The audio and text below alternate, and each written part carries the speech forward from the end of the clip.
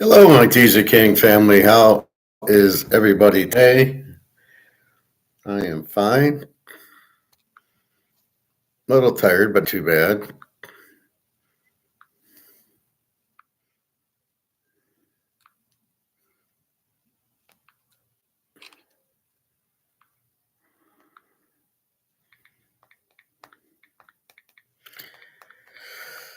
So, what's going on? So, we need to recap last week's playoffs and recap, and then look ahead at this week's playoffs. The one thing I see is the Rams are getting screwed with the Monday night game. What is that? You want it safe. You don't have kickoffs. You keep calling illegal men downfield. You don't call pass interference when you should. You call holding too much, and you schedule a fun Monday game in the playoffs. And now they got to go play at Philadelphia next Sunday. Are you fucking kidding me? Unbelievable. Anyway, so we'll talk in the football in a minute. Quickly look at gold 26. What are we at here, fellas? Update 2674, silver at 2983. I keep a chart at work. Daria sends me her Russian bank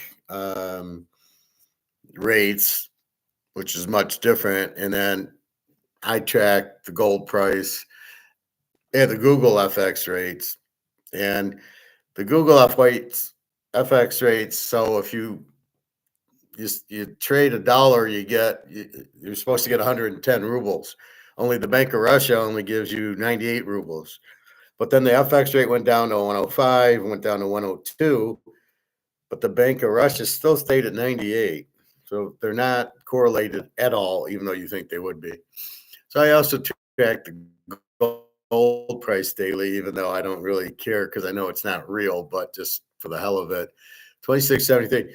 I looked at it. So for a month, it's been 2660 per month, maybe down to 2640, a little bit 2680. Hasn't hit 2700 and hasn't gone under like 2640.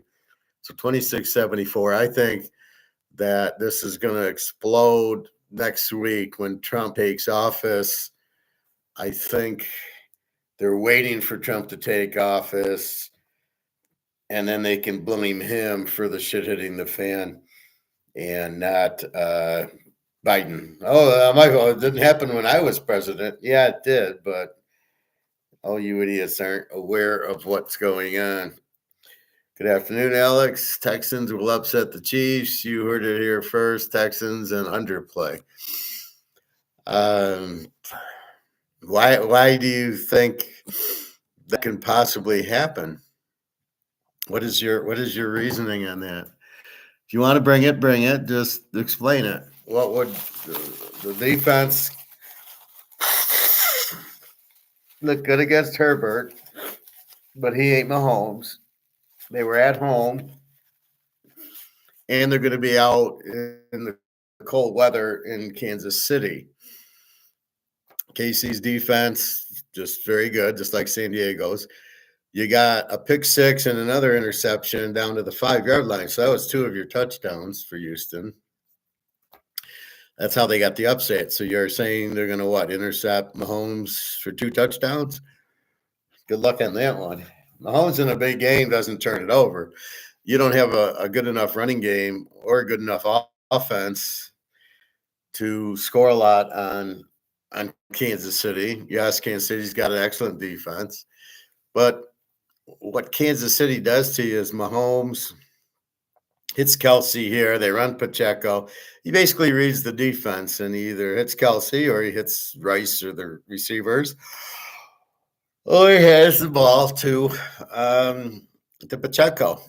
And he just basically just methodically runs down the field, limits your possessions. He doesn't turn it over.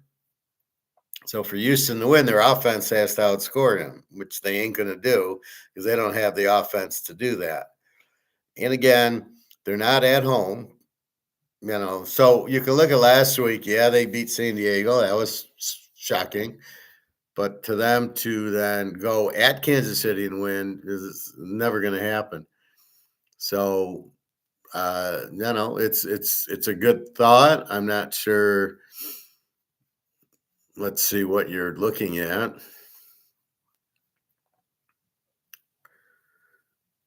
We're going to look at weather first. The Texans D Chiefs are primed for defeat. Based on what? They've lost one game all year at Buffalo. Stroud's no Josh Allen. This is what KC lives for. I mean, they've been bored and they went 16-1 or 15-2. Handled San Diego's defense. Handled Baltimore's defense. They lost to Buffalo, but they still scored in the 20s. I should be low score. I mean, I'm just shocked because every game's been under. Although I did win the Baltimore-Pittsburgh over.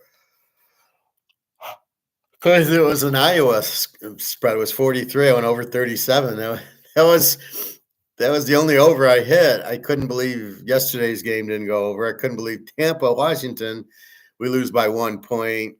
It was very strange week to say the least. But it's the same plays I always play. I think Minnesota. Why did I lose? Well, Minnesota, yes, they scored 9 points. The Washington, Tampa, I mean, 23-20, they kicked all field goals in the fourth quarter. 1 touchdown, and I got a winner there.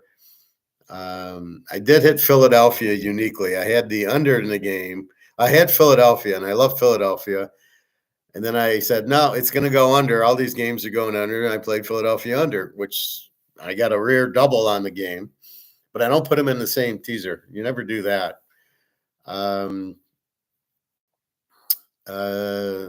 We'll see. The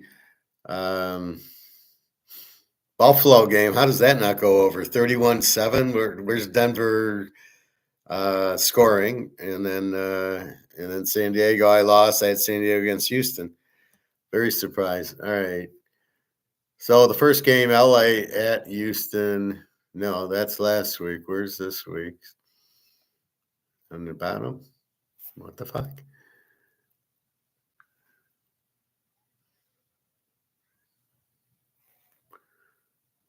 All right. Oh, okay.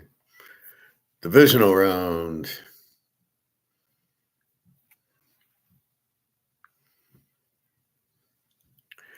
Well, they haven't updated the weather there yet, so we'll have to go into the other way, NFL odds. All right, so we'll go through these and then we'll go back. Golf had 5 picks. Yeah, golf stinks. Tua shot down. Tua stinks. Herbert shut down. Okay, the games were in Houston, right? Detroit was at Houston. San Diego was Houston. But let's talk. Okay, so we'll play that game. You like playing that game. So let's look at Houston.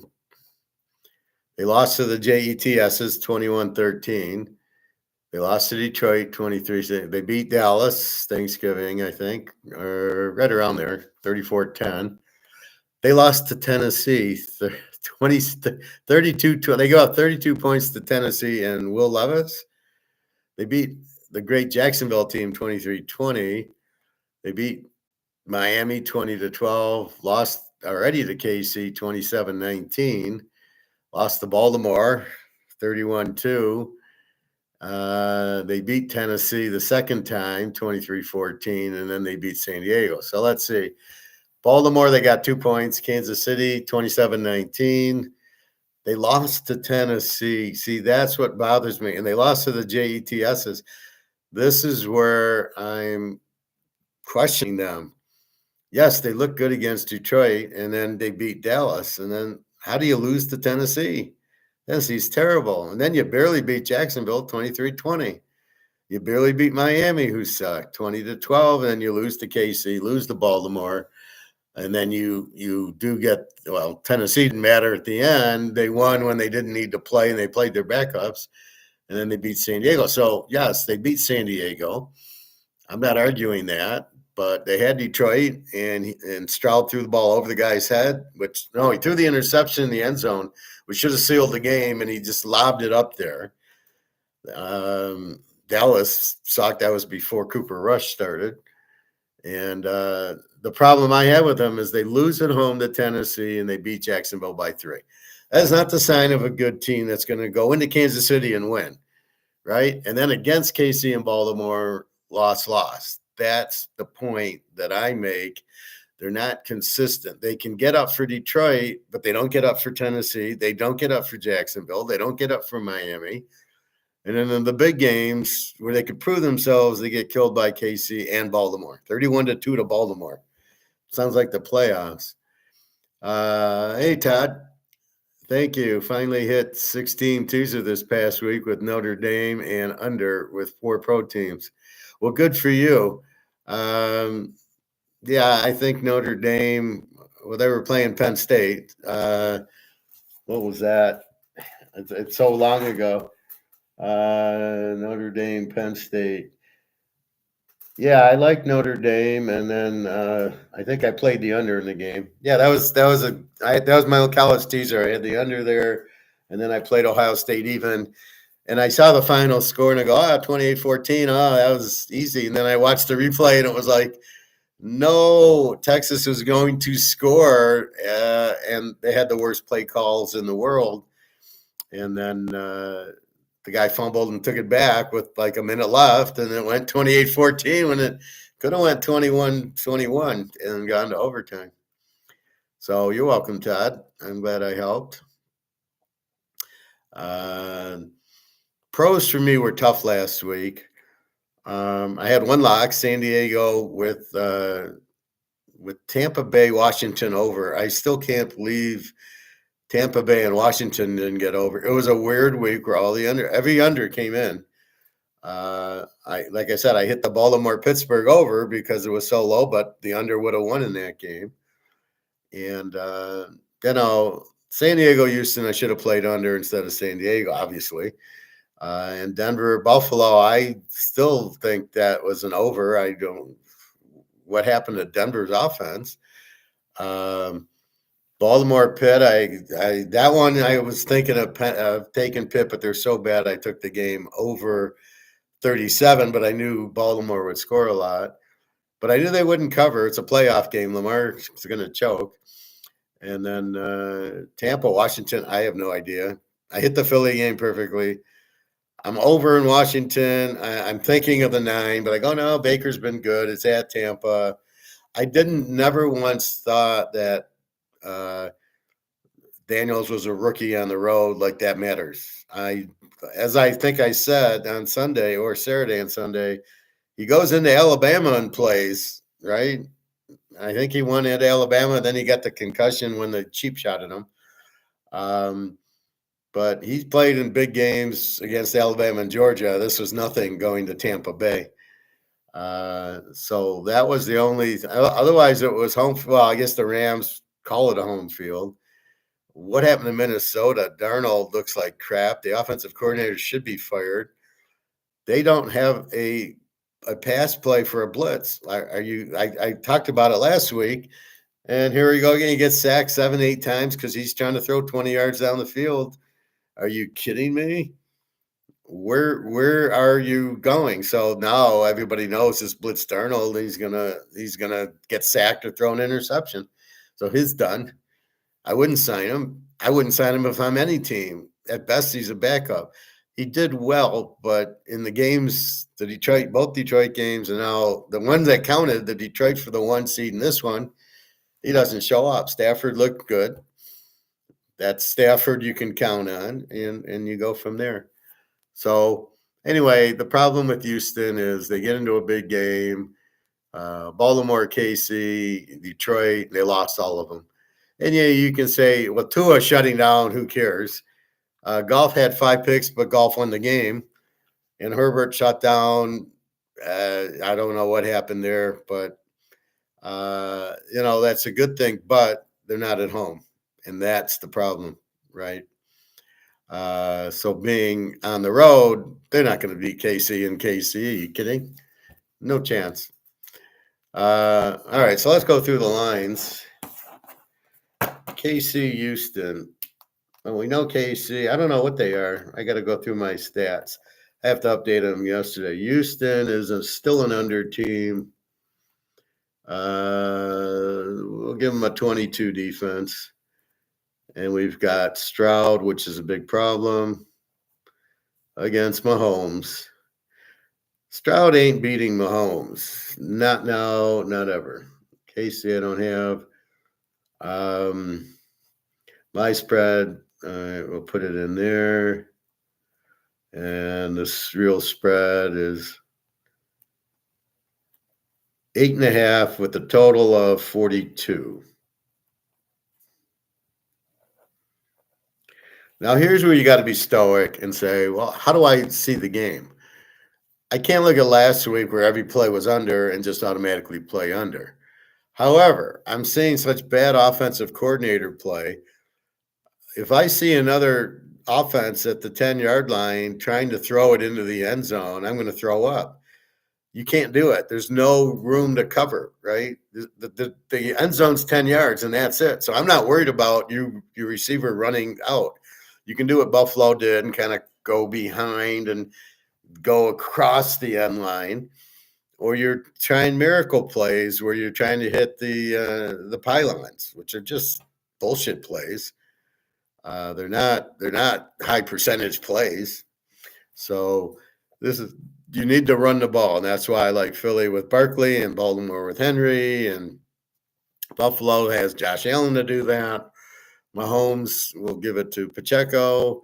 Does Houston have a running back? I don't know. Washington doesn't. Detroit has running backs. The Rams kind of.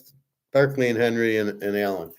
Those are why your teams are there, because they have the good runners. So when they get into the red zone, into the 10-yard line, first and goal at the 8, they can run Barkley 3 plays and they're going to score. Or it can be 4th and 1, they can run Barkley. All right. Now let's check the weather here. And it's 22 with a 14-mile-an-hour wind, down to 9 at late at night. So it's a sunny day. It's a cold day, which is Houston's not gonna like that. They play inside, and when inside teams go to the elements, they have a trouble. They're not used to the cold. Kansas City lives in the cold. So I'm surprised how cold Kansas City is. You think it's in the Midwest, it's 60 degrees, but they get snow. And I remember last year's playoff against Miami was like 10 degrees out. So that favors Kansas City. Mahomes winning all the Super Bowls, and they want the three-peat.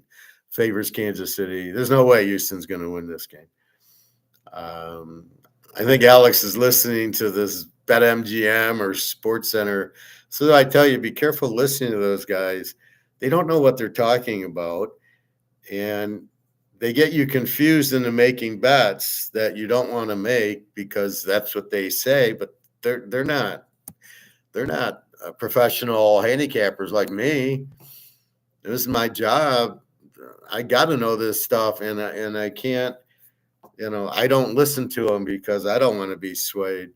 But there's no way that. So let's look at injuries if we have any. It's only Tuesday, and yeah, we don't have this week's yet. Houston. Yeah, we really don't know. KC, we might get a better no injuries. Yeah, injuries I think come out tomorrow, but I don't see anything. Washington and Detroit. All right. What's Washington? Washington is a B team, 23 defense, and Detroit's a 21. We got golf against Daniels. Now, if you want a quarterback who can win on the road, it's Daniels. Now, you must be open-minded and not, I live in Houston, I'm going to get brainwashed into Houston. You need to think, I live in Detroit. I don't like Detroit. I've been betting them a little bit, but I'm not betting Detroit because I live in Detroit. I never have, and I never will. My line on the game is there. And what do we got? We got Detroit minus 9.5, which I think this spread's a little high, and 55.5. So here's where I get confused. I would probably lean to Washington getting 15.5 over Detroit minus 3.5, because Detroit's not going to stop Daniels. He's not Darnell. He can run. They just won at Tampa.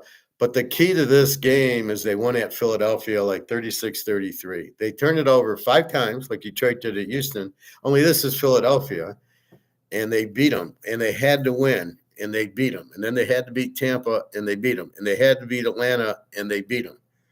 And that was against Penix. So I don't know what you think of Washington, and I'm going to get into image when we talk stoically. Let me put that down.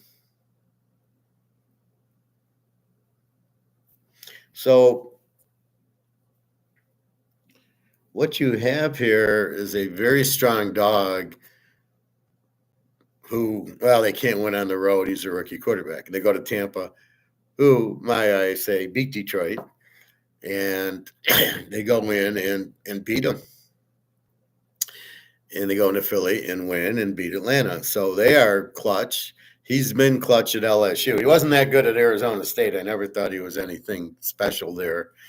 And when he went to LSU, I thought the other guy should have started. And then he didn't do anything his first year, but his last year, he wins the Heisman. He looks good. This year, he makes great passes. He sees the field, and the Lions are not. If the Lions think they're going to blitz him and he's just going to stand there and take 10 sacks like Darnold, they're out of their freaking minds.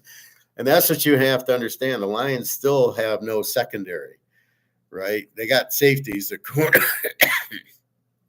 corners are out. Maybe they're back. One of them with the broken jaw. I'm sure he'll play well.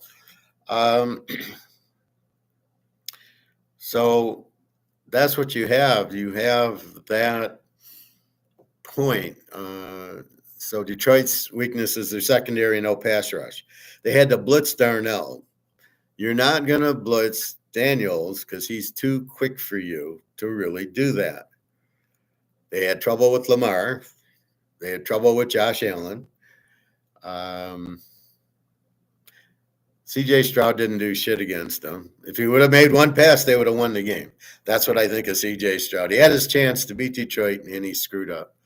And that's what he'll do with KC. He'll get the chance, he'll screw up. That's the problem. Mahomes won't. And we'll talk about the other games. But Daniels, no problem. It doesn't matter that, like I said, LSU played Alabama. That's more pressure than this game. Beating Alabama, believe me, is more pressure than going into Detroit, especially in college. So I think they're a very live dog here. The total of 55, I don't know what to do anymore. There's no way Washington-Tampa doesn't go over, and there's no way they both had 23 defenses. And they go, Washington wins 23-20. And then Philly, Minnesota won 26-7 or something. Again, an under there. No, it was 26-12. It was 36, 37, 38, something like that. Minnesota's favored. LA's got a fire. And then they start copying from New York. Oh, the LA fire department. Like, why don't you go kick your governor and put him in jail for creating these fires? Because he cut the water, he cut the fire hoses and the fire department, he cut the budget there. So there's nothing there to prevent once the fire gets going. Now, he didn't start the fire, but his problem was it was all dry. He needed to get some of the trees out that were dying or dry. They didn't do that. Now look at the destruction. So, yeah, LA, copy New York figures. I think Washington's a very live dog here. And I also think Detroit's a live favorite, and I think they'll score on Washington. The better defense is Detroit, from what I can tell. Very hard to stop the team. They'll put up 30. The question is, you got 15 in Washington. Let's pick a score, 38 to 27. So it's an over, and they cover. I think Detroit gets in the 30s. Is Washington going to pull a Minnesota and get 9 points? Because if they get into the 20s, it's an over. And if they get a little bit more, which they got 23 at Tampa, then they cover. So it's going to be, I'll be surprised if Washington goes up 21-0. I think Detroit will. Are they just too much of a team for Washington? Again, Washington doesn't really have the defense to stop them. And Detroit really can't play that Minnesota bullshit where they just blitz Darnell all day. He can't run like Daniels. I can't imagine they don't get in the 20s, and I can't imagine Detroit gets in the 30s. So probably going to be, could be an over. Do I lay 3.5 or do I take 15.5? Both are good plays. I would like Detroit under 3. I don't think maybe they win by a touchdown. That's about it. They're not going to roll Washington here. I don't care how loud the crowd gets. There's no weather. It's indoors. We don't have injuries yet. Washington is 16-2 and 12-2 as a road dog now.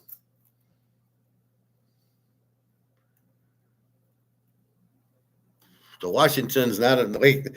The key for me is that they won at Philly in a game that both needed. Philly needed the game to clinch. Washington needed to stay alive. Washington won the game with all the turnovers. So if you're able to put up 30 points on Washington, you're going to put up 30 points on Detroit. Philadelphia has the best defense, 18 defense, and they gave up nothing. Green Bay got 10 points. The one team Detroit doesn't want to see in the NFC is Philadelphia, and in the AFC, they don't want to see KC or Buffalo. That'll be the end of Detroit. So they get Philly next week. Look out. All right. Then we got the Rams and Philly. All my lines are touchdowns. I have Detroit by 7, Philly by 7, Buffalo by 3, Kansas City by 6. So the Rams are an A team. Philly is an A team. Baltimore is, KC we know is an A. Baltimore is an A team with the 22. And Buffalo is an A team with the 22. All right.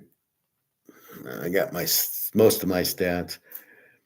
I noticed the trends get busted in the playoffs. San Diego was 10-0 as a road favorite. Denver was 16-1 in the teaser. Nope, sorry. Now the one that did, Washington and Tampa, were both 15-2.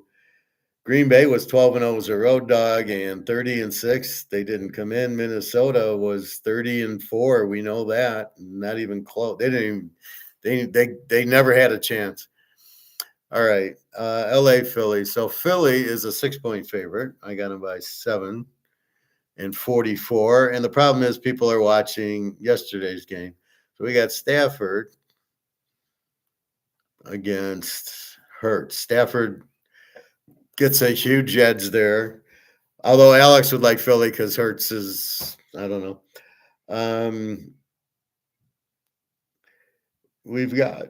They're both A teams. Philly's defense is way better than LA. Now, what do you take? You take LA, and you go, look how strong their defense was. Well, it was against Darnold. And not a good running attack. Here, they run into Barkley. Hurts is not good, but Barkley's good. Hurts gives him a good enough where he can kind of move around and make some passes, but he's a lousy quarterback. Stafford, will he have time? I give him 2 interceptions in the game. Um, I think this is a an under game, and I think Philly wins at home, just like last. I mean, Green Bay is better than the Rams. Love and those. Here comes McVay in, who didn't learn much from watching Green Bay. They beat Green Bay 22-10, and I think it'll be a similar game here. I don't think LA scores much. They didn't score much yesterday. I think they got a pick six or a bunch of turnovers. See, if you get turnovers, it's easy. You're driving from the 20-yard line. Well, that's not what you got here. Philly's just going to hammer Barkley at them, which is a huge neutralizer. Can the Rams stop Barkley? Hell no. The Rams won the first game 37-20. The Philly won the first game 37-20, and they're at home. And the one thing about the playoffs that I always notice is the home teams. So Houston won at home, Baltimore won at home, Buffalo won at home, Philly won at home, and then Washington pulled it at Tampa again with Daniels, and again they had beaten Philly. So now, let's go through the last game. Let's go through the weather. What do we got in Philly? On Sunday, we got sunny and 40 degrees and light winds. So weather is fine. No problem with the weather, which actually helps the Rams. We'll get injuries tomorrow. And then Baltimore, Buffalo. And I'm scratching my head with this one. Baltimore is favored by 1 and 51.5. And you got Lamar, Mr. Choke, against Josh Allen, Mr. Choke. You got the chokers playing. Baltimore killed them in Baltimore, 40-10, but we won the over in that game.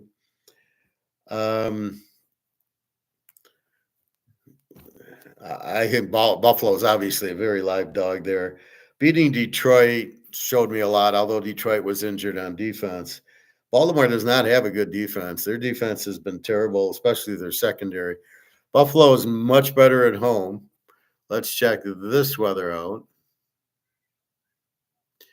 We got 16 and 4-mile-an-hour wind, partly cloudy. So we've got the cold, which it turns it into running Henry against Josh Allen running.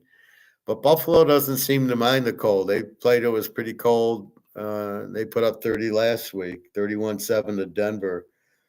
Bo Nix is much better passer than Lamar.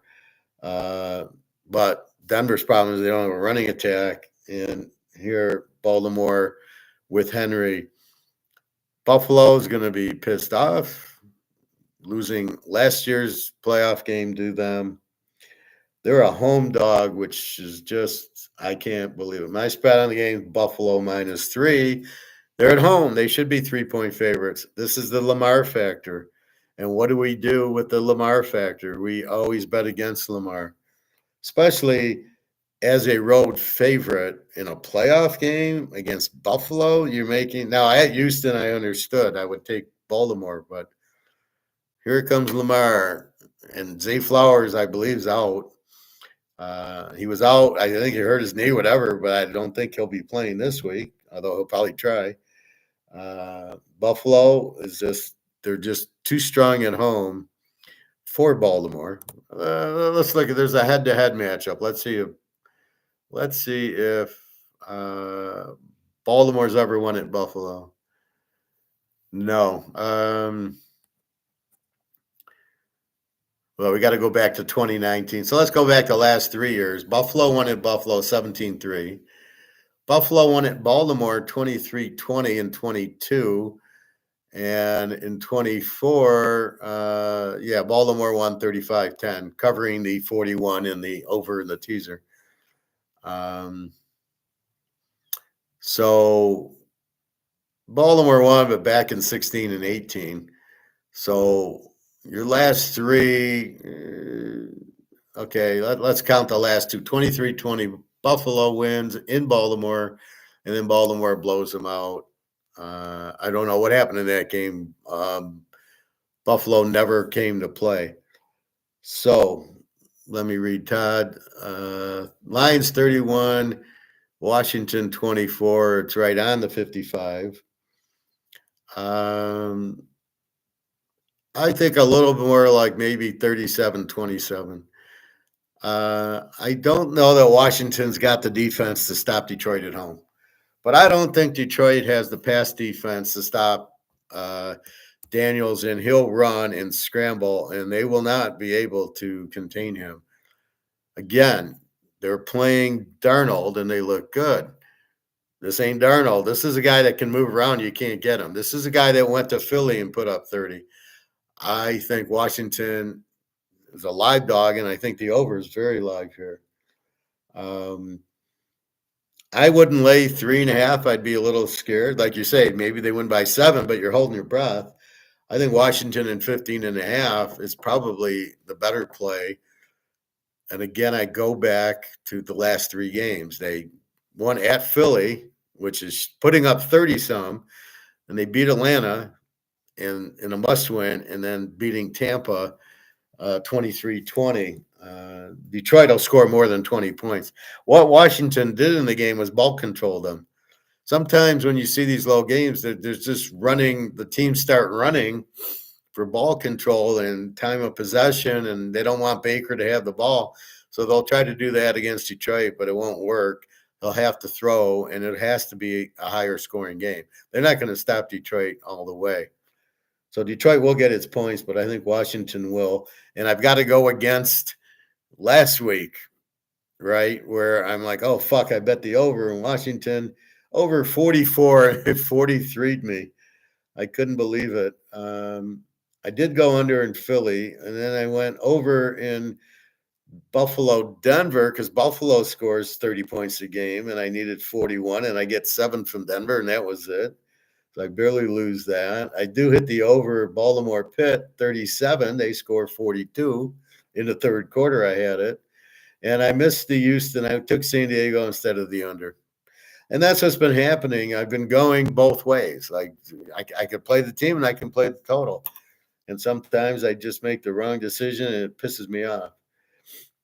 So I did stay away from I did play the over yesterday, 41, and it ends 38. You're like, are you fucking kidding me? But I'd already lost the teaser with Washington and the Rams over, so it didn't matter. All right, so those are your 4. Stroud and Mahomes, you give it to Mahomes. Daniels and Goff, it's dead even. Stafford and Hurts, Stafford's better, and Lamar and Allen, and it's not even close. Allen's 10 times better than Lamar.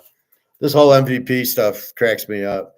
They're just giving it to Lamar, but this is where you give it to Mahomes. He wins these playoff games. Lamar doesn't. And next week it'll be a good game. Whoever wins will play at Kansas City, which will be a great game. So if we break it down, Houston, KC, yeah, close game. KC wins. Washington, Detroit, again, I think it's higher scoring. I think Washington's a live dog. Detroit, I think it was 8.5, but at 9.5, I'm going to pass on Detroit. Although they could cover, but I think it'll be close. I think Washington is a tough out. I'm sure they watched the Houston game to see what Houston did against them. I'm sure they watched the Minnesota first game to see what they did. I'm sure can they do what Buffalo did? Buffalo, Josh Allen was all over the place. That's what I mean. Their secondary was bad. And against the mobile quarterback, Detroit had a lot of problems. And Buffalo held them a little bit so they can see what Buffalo did to hold them. They're not going to hold them. They're going to hold them a little. Daniels needs to score, and I think they realize Daniels needs to score. I don't think they're going to run the ball 12 play drives. You're not keeping Detroit off the scoreboard. You've got to understand that. So it comes down to you're going to have to keep up with them. And you got Daniels, which you can do.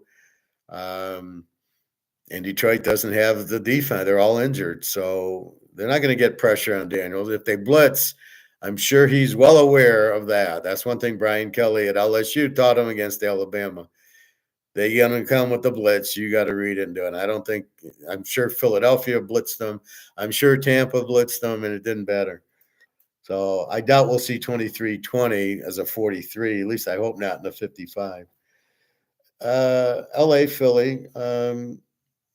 Philly's going to win at home. Okay, LA, you had your moment. Okay, with the fire. Okay, now you're going to be flat.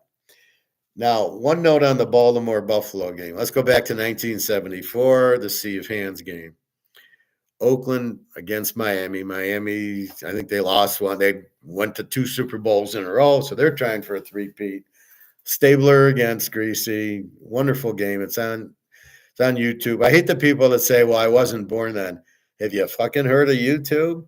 Well, guess what? They have all the highlights on YouTube. It's an hour long. They go through all 4 quarters, all the key plays. So don't give me, oh, I wasn't born then. What the fuck is that? So go watch. I wasn't born when World War II happened, but I know who won. I know about Hitler. I wasn't born then.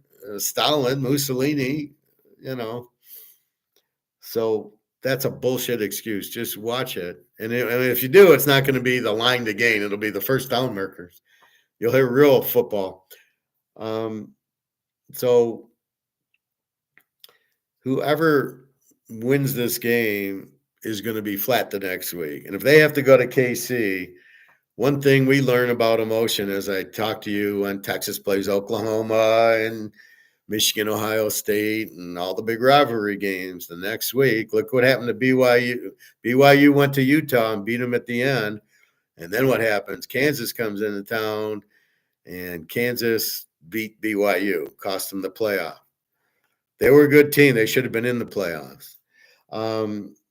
So this is going to be an all-out war, Baltimore-Buffalo. I like Buffalo as the home dog. Allen's I mean, if you think Lamar's all that, you don't know what you're watching. Now, Henry's there, and they did play him and lost 35-10. They're not going to hold him to 10 points, though. And part of it is Baltimore jumped on him, so Buffalo had to pass, and they could play them for it. But if Buffalo can take the lead, it's all over because Lamar can't play from behind. And then you get Henry out. So look for Buffalo to jump on him early like they jumped on the Lions. Neither team's really got a great defense. They're both average. They're both 22s. They're okay, but not great. They're the worst defenses. And Washington's got a 23. KC's a 19. Philly's an 18. And then the 22s on Buffalo and Baltimore. And, one thing I always look at is the defenses. The only defense that really let me down last week, Denver, gave up 31, and they got a 19, and San Diego really didn't give up 18. They threw a pick six and another interception to the 5. So they really gave up 17 points, which is right at their average. They should have lost 17-12, but, what was Herbert doing? What was Harbaugh doing? Totally unprepared. That's Harbaugh, though. He does choke a lot. So keep in mind, this is an Oakland-Miami playoff game, which Oakland won at the end on the Stabler Hail Mary pass to which Charlie Smith in the end zone. I mean, he was at the 5-yard line, and he was sacked, and he just pushed it, and the guy caught it. Great play, great catch, great awareness by Stabler. CJ Stroud's not going to do that. And that's what you need in a playoff. So that's what you have here. Baltimore, Buffalo, you have the 2 Titans playing, and it's going to be a war. And whoever wins gets to face KC, doesn't have a chance. Keep that in mind going forward. Every time we bet football, that's what you look for. Where's the big game? And then it's not that you're waiting for the week after. A lot of times I wait for the team who loses. That's why I tell you, they lost who lost last week? Because they're going to be more motivated and upset they lost. Unless they were Florida State and they had Oogly Boogly and they didn't have a chance. How come Oogly Boogly is not going to be the first quarterback in the draft? I'm shocked by that. So very big Buffalo Baltimore game, but beware next week. We'll be all over Kansas City. It'll be a close spread, but whoever wins is going to be not in good, not emotionally. And they'll be just we won, and then oh wait, shit, here comes KC, and they'll never get up, especially if Buffalo wins, because they won at home, and it'll be a revenge game for KC. But Lamar can't beat Mahomes. That's proven. So the only one is Allen, and it's going to be at KC. So look out. What else? Let's see. The Rams 15-3 in the teaser now. Houston 15-3 in the teaser. KC, I think 13-4. Washington goes to 16-2 in the teaser. 12-2 is a road dog. Detroit, I don't have. Okay, the Rams 15-3. Philadelphia. They weren't there. I think they were 13-4. So they're not one of these 16-1, 15-2 teams. Baltimore is a 15-3 team, and Buffalo is now a 15-3 team. A lot of these teams were covering all over the place. It was a really weird year. You had these 15-2, 16-1 teams, and then you had the Jets and Tennessee and Houston bet against. And I don't think it was Houston. I think Tennessee was 16-0 against. I almost took Jacksonville the last week just because, and they won, and we would have won with it. All right, so so last week the home teams won except for Tampa, which applaud. They were a good team, so applaud Washington for getting that done. If Washington wins this game, they win the Super Bowl. Let's put it that way. They'll go all the way if they beat, because they beat Philadelphia already. So if they got to go at Philly, they're not scared of that. So if they beat Detroit, they'll beat Philly, and then they go to the Super Bowl against probably Kansas City or Buffalo, and they have no – once you beat Detroit at Detroit, it's all over. Now, can they beat Detroit at Detroit? Offensively, they could score enough. Defensively, they really didn't shut down Tampa defensively. They did it offensively, where they had 12-play, 80-yard drives that ate the clock. And that's what they got to do against Detroit. If you notice, Washington, it's all these little 3-yard plays. Daniels runs for 4, first down. A quick run here, a little pass there. And then it's, at the end of the game, he hit the long 20, 30-yarder to McLaughlin. I think that's his name, McLaughlin, the receiver. And when he needs to throw it downfield for 20 yards or 4th and 10, he's right on the numbers. So we'll see what they do. I don't think they can do 12, 13 play drives against Detroit. I don't think they want to. I think the defense is so bad for Detroit, the secondary, you'd be an idiot to try to run it. Detroit's pretty good at stopping the run, or at least Minnesota made them look pretty good. They're pretty good at stopping the run, but not against the pass. So you really got to art of war them. You got to take Daniels and just throw it all around and score and score and score, because you're not going to hold them. And if you look at Minnesota, they tried that and they couldn't go. See, and I think Washington in the red zone has Daniels, and he can run, and I think that's huge.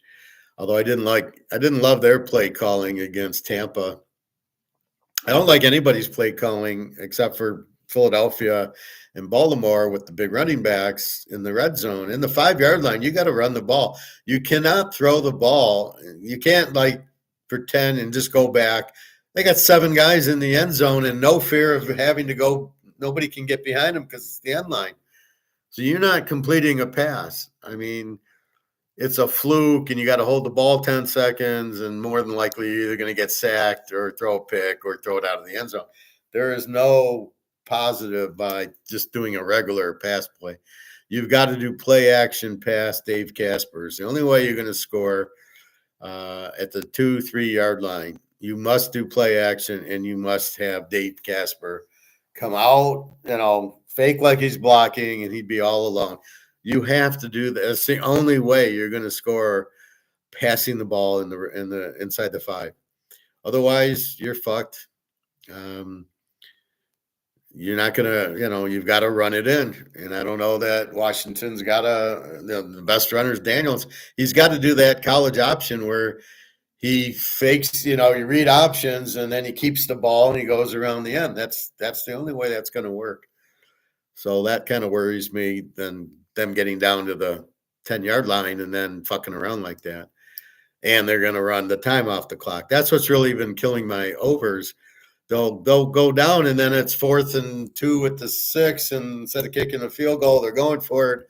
They're not making it. So you've taken 10 minutes off the clock and you didn't get anything. And it demoralizes your team. You watch. The teams that do that lose.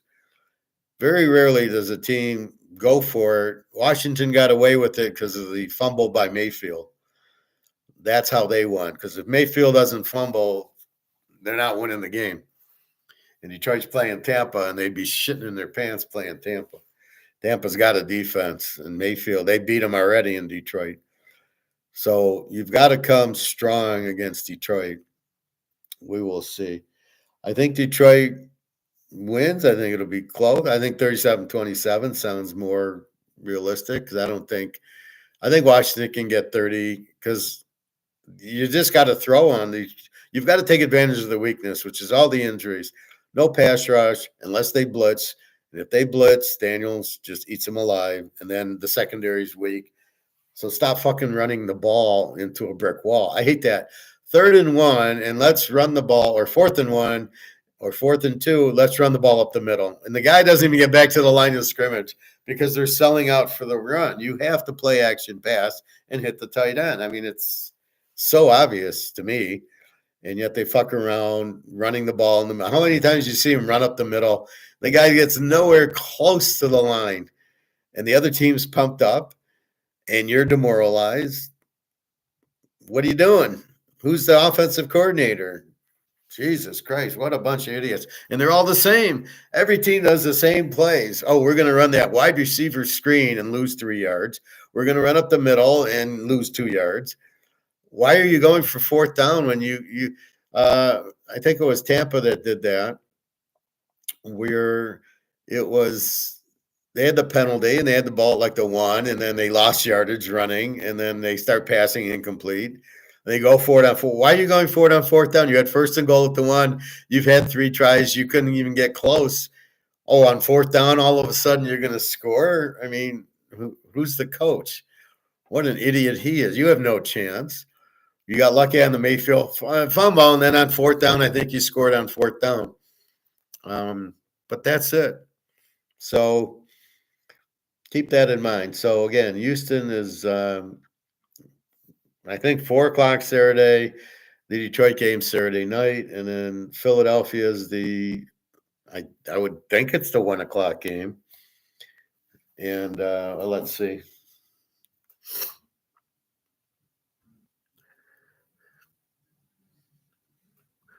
So they're going to go 4:30 is KC, 8 o'clock is Detroit, Saturday night.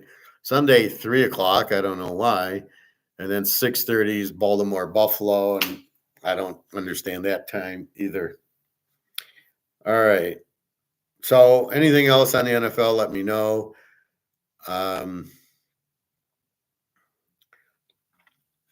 I would think it's Kansas City's going to play Buffalo and Detroit plays Philly, and Detroit's got their hands full with that defense. And Buffalo is going to have their hands full trying to recover from beating Baltimore. All right, college football. 1 game. What the fuck's it doing on Monday at 7:30 at night? What are these guys, idiots? Martin Luther King Day, and they're playing football? This whole playoff has been a joke. You had the best teams, but you had a few of the best teams.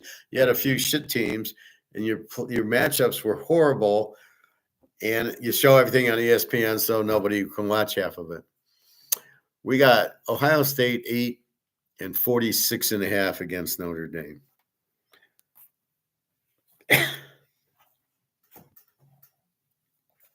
This was 45.5, is now 46.5. I have played this game.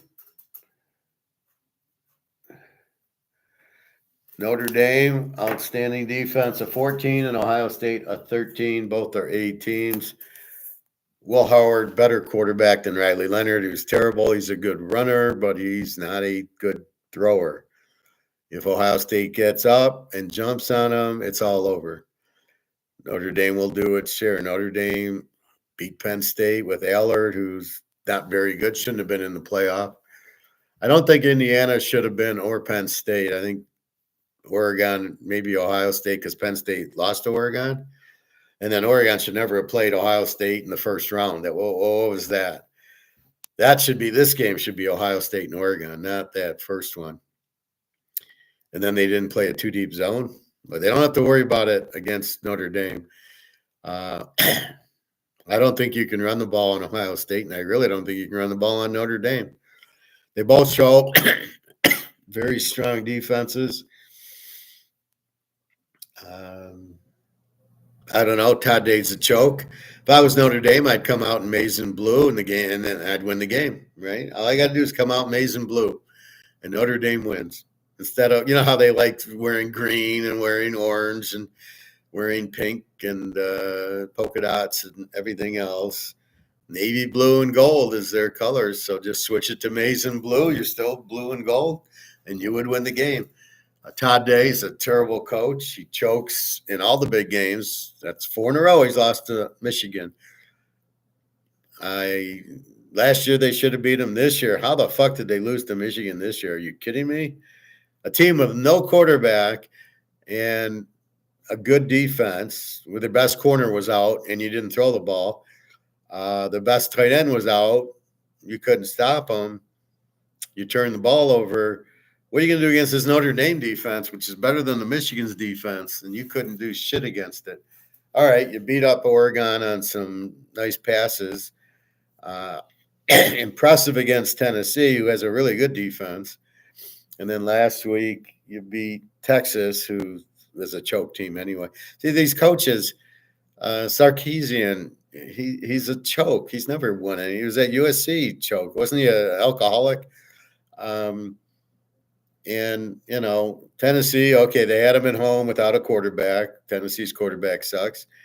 And then beating Oregon was shocking because the matchup was for Oregon there. So I don't know. I still haven't watched that game on YouTube yet. I think this is close. I think the score won't hit 20. Notre Dame's got a very tough defense, and don't think Ohio State's got a good offense. Against, what was the score against Texas? 28-14, but it wasn't it a pick six or a fumble at the end? Yeah, it was 21-14.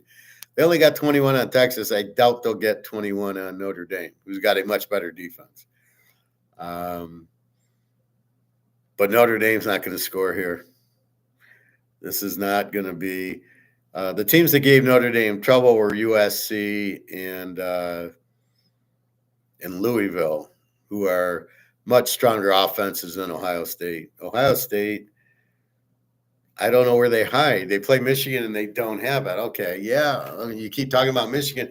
That's the game they needed to win, and they didn't.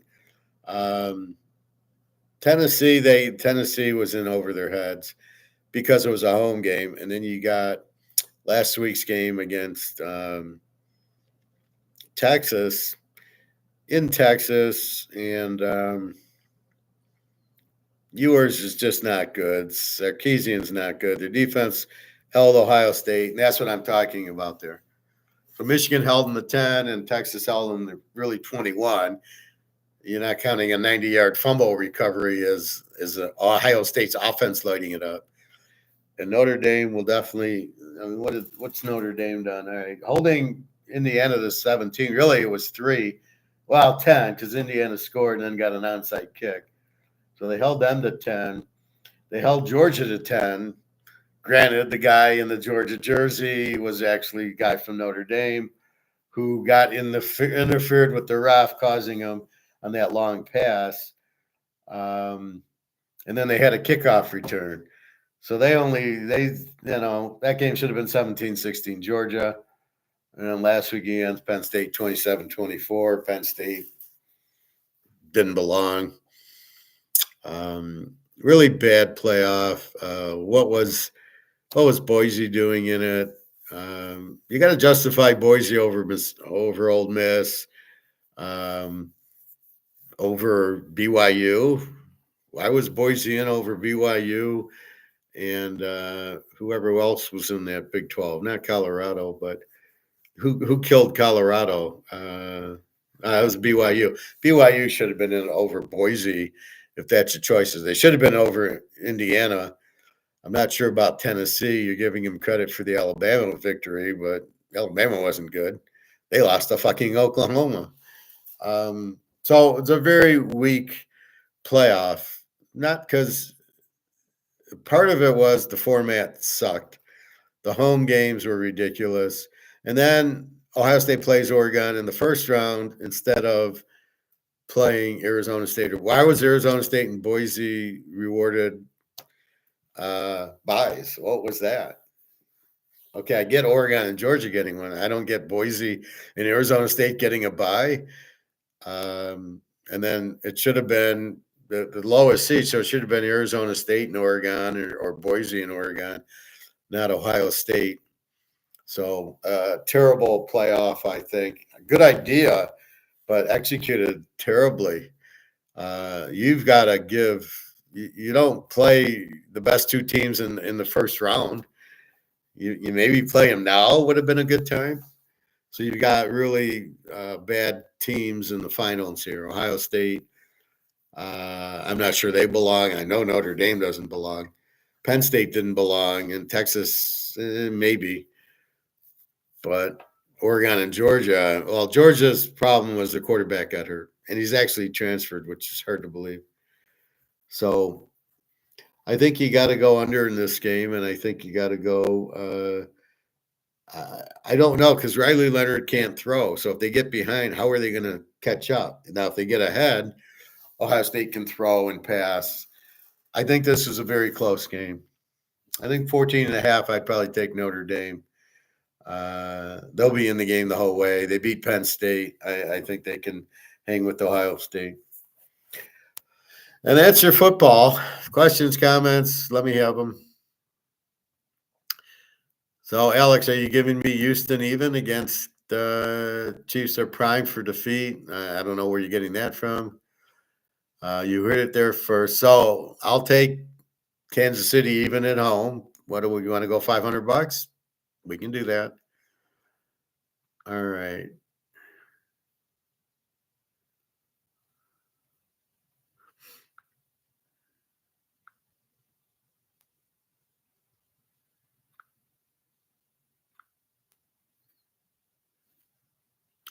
Now there's a few. Let's switch to gold. All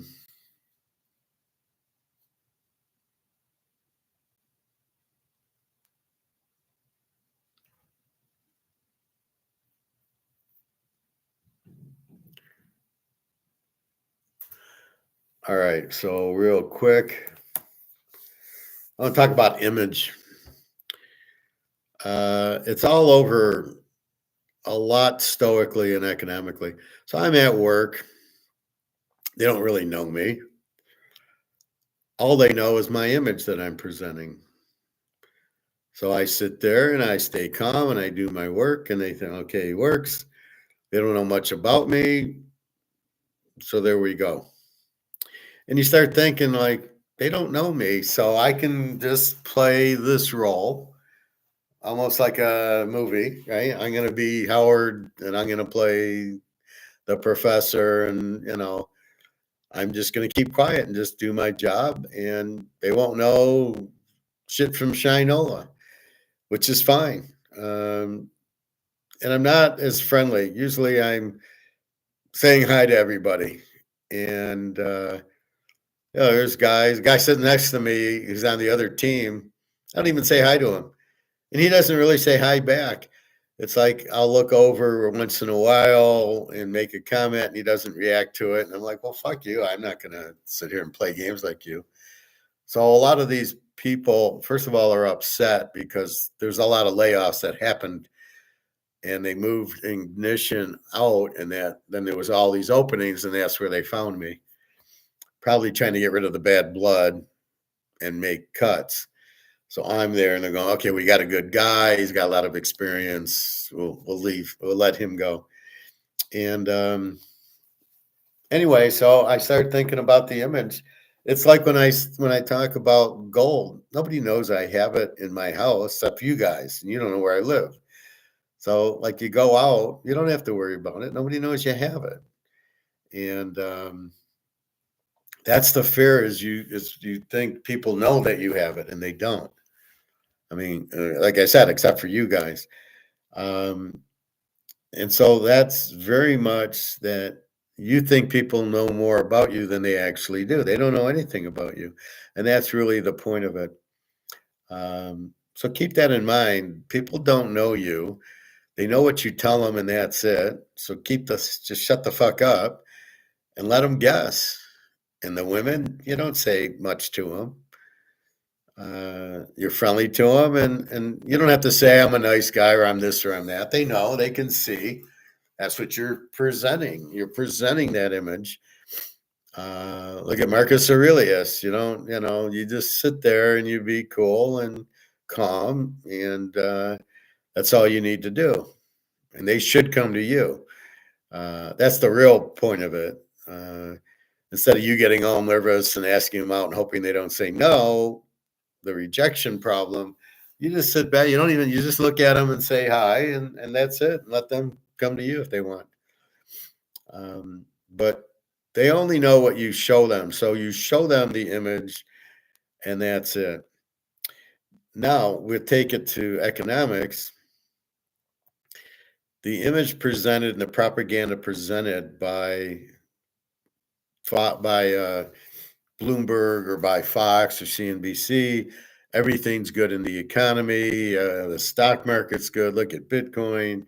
Gold doesn't move. Look at the image they're presenting. And so you sit there reading the image going, oh, yeah, gold isn't moving, but you don't know why it's not moving. And, oh, the stock market's going up. I'm going to put money in the stock market. And, oh, Bitcoin's going up. I'm going to put money in Bitcoin. But you don't know why. You only see what they show you. Look at the stock markets. It's 42,000. Oops, Bitcoin fell from 105,000 to 91,000. Oops. But you see the 91 and you think you're going to get rich, and you don't realize is Larry Fink is running derivatives and fucking everybody over because he's letting the price run, and then he's dumping, and then he keeps doing this, just like the gold. It's a paper price now. You don't know it's limited to 21 million because there's nothing to actually see that. You're going by what this guy says. You have no idea. I doubt it's 21 million, and with derivatives, it's more like 21 billion because you know how it's leveraged. Look at gold. 4% of gold. The other 96% is paper. So they're flooding the market with paper gold. That's why the price won't move. So again, you're looking at images. And what I beg from you is to understand what's going on. And if Andy Scheckman tells you or Peter Schiff to check them out and listen to me with my explanation and go, does it make sense? What are they saying? Does it make sense? No, it doesn't, because they don't tell you anything, and they're trying to sell you gold. I'm not. I'm trying to protect you. They're trying to sell you.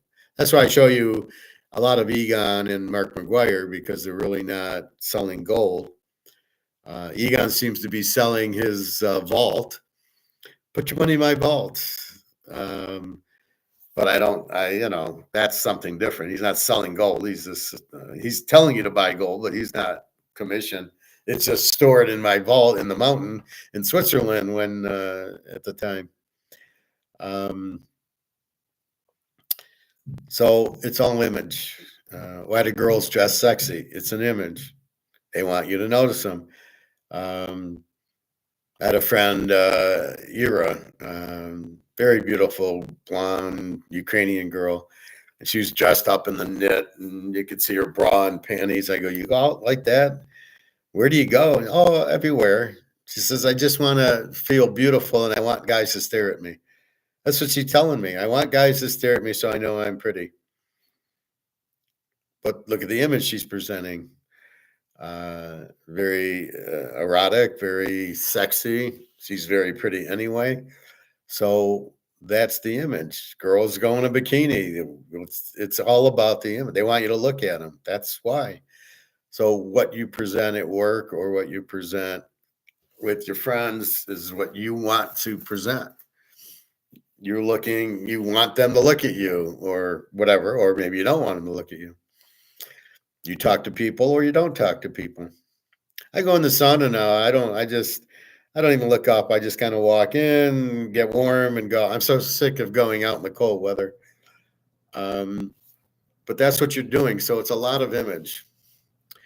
Um, Look at these guys on BetMGM and any of these casinos. It's the image.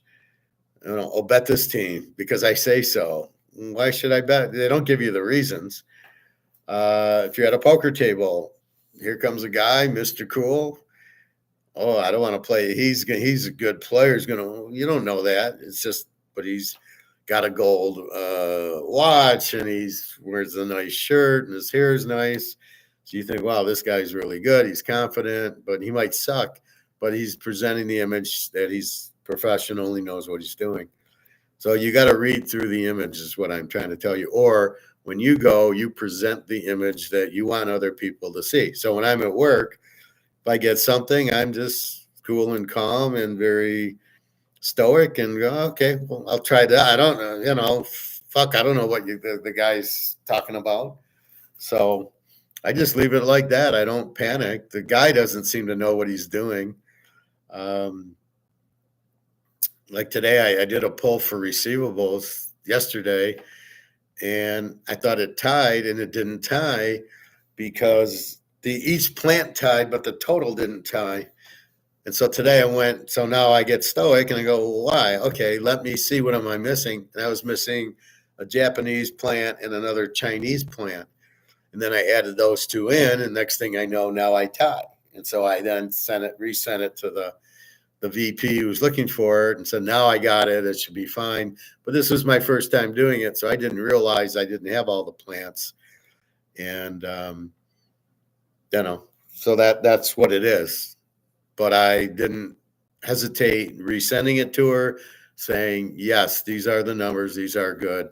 And she agreed. Yeah, that's what I'm expecting. And I said, okay, here we go. Now we'll be fine. And that's what I did.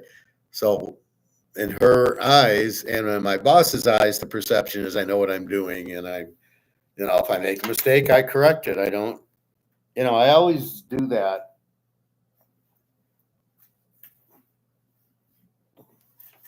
I've always been confident enough in my ability that if I do make a mistake, I correct it. I don't hide it. I correct it and say, here, I made a mistake. Here you go. Now it's good. And then next month I just pull it and it'll be, from now on, it'll be fine. So I've always done that. And I think I get more respect out of doing that. We get off Martin Luther King Day on the 20th. Okay. Nice regular paycheck for the first time this month, Thursday, and then the following Thursday. So that'll be off to buy an ounce of gold on probably Friday. Gold's holding down. Again, all the brics. See, I'm reading, here's perception. So I'm reading gold, and they're saying this is on Bloomberg. Well, gold's up today because of they're not sure about the Trump tariffs or the inflation or the interest rates. And I'm sitting there going, that's a bunch of bullshit. That's not why gold's up. It's because JP Morgan's doing derivatives, knocking the price up. And this is the problem, the perception. that they give you about gold that you think it's going up because of the Trump tariffs. It has nothing to do with it. It has nothing to do with the Trump tariffs or inflation coming up or down. It's about you printed the money to death, which you've already done. It's lost 99% of the value, which it's already done. And gold's going up because everybody knows that. And we want to get out of the dollar before it collapses, which it's doing soon.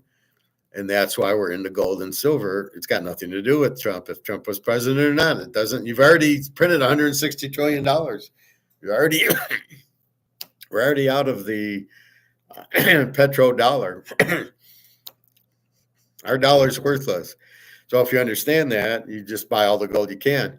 But that does not affect the price of gold. The only thing that does is derivatives.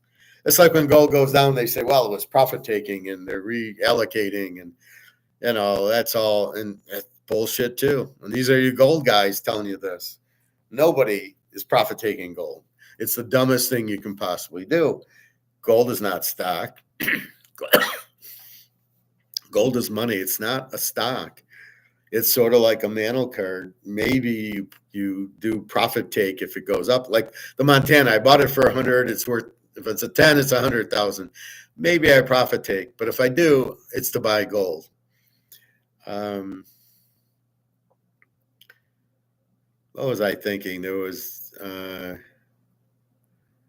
something where they should sell their stuff, and my thought was, if I sell my stuff, it's to buy gold, not just to sell it. But I can't remember what I was listening to. So again, it's perception. It's up because of the tariffs. Well, first of all, if Trump does tariffs, it'll cause a depression, because anything that raises prices over the market is bad for the market. The market says, I'll pay you $20 for the ribs, not 30. Or I'll pay you $25,000 for the Camry, not 35. So anytime you go over the market, you fuck yourself. The market doesn't buy because it's not a fair trade for them. A fair trade is $25,000 for the Camry. That's a fair trade. 35 is not a fair trade. You're too high. And that's what prices are. There's signals, and you sit there and, is that right? Golf clubs at $200, you buy. At $2,000, you say that's not a fair trade. They're not worth it. And that's the whole thing. That's the whole gimmick with Tiger Woods and Nike. Oh, yeah, we're going to charge you $500 more because it has Tiger Woods on it, or it's got the Nike thing. And that's why I've always stayed away from Nike. I'm not paying more for that crap. I want to buy a shirt. I don't need a Nike swoosh. But that's the perception. It's all, they're showing you what they want to see, what they want you to see. So the pretty girl in the bikini or the pretty girl in the short shorts is doing it on purpose. She wants the action. She wants the attraction. She wants you to look at her. Maybe she wants money. Who knows why they do it, but it's they want the reactions from you. Hey, baby, how about $100? And that's why they do it. It's mostly money motivated. Now, maybe they buy drugs, or maybe they buy food, or maybe if they're smart enough, they buy gold. But that's usually the motivation. And that's what you have to be careful of. So everything's about the perception. Gold's up, and because of the tariffs. No, it isn't. But that's what they tell you. Or brics. Well, brics is this. They won't come out with gold-backed currency. Or the Ukrainians are winning the war against Russia, which is a big fucking lie. I don't pay much attention to Israel and that whole Middle East thing. That seems to be a joke. I don't pay much attention to Elon Musk or Trump. What's with all the space shuttles? I guess Bezos has got a spaceship now. What are we all going to Mars? Are they trying to tell us we need to get off the planet before it blows up? Is there something that we don't know that they're not telling us? That's why it's hard to watch the news. I only watch Bloomberg because it's on the TV in the break room or where I eat lunch. And Normally, I want my phone on and I'm watching, like Friday, I watched Mark McGuire. I didn't really pay much attention to it, to the Bloomberg. I just really am checking what's going on. What's the price of Bitcoin? What I don't even care what the stock market is because that's just all bullshit.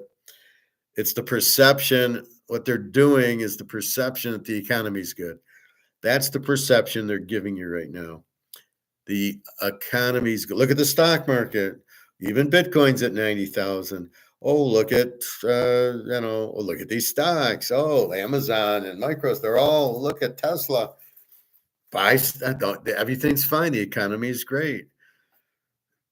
What a bunch of bullshit that is. We know differently. We know the economy's terrible. A lot of layoffs. Then you factor it in with Germany in deep trouble and Italy in deep trouble and France and the UK. They're all going broke. Well, if they're all broke, who's going to buy your products? If you even sell any, I don't know what you sell. I think what we sell mostly is financial products, stocks and bonds and ETFs. And, I don't think we don't make anything here. It's all made in China. How did that happen? Because they had cheap labor. So I could cut my costs by having a guy in China build the part for 25 cents a day instead of paying $35 an hour for a union guy.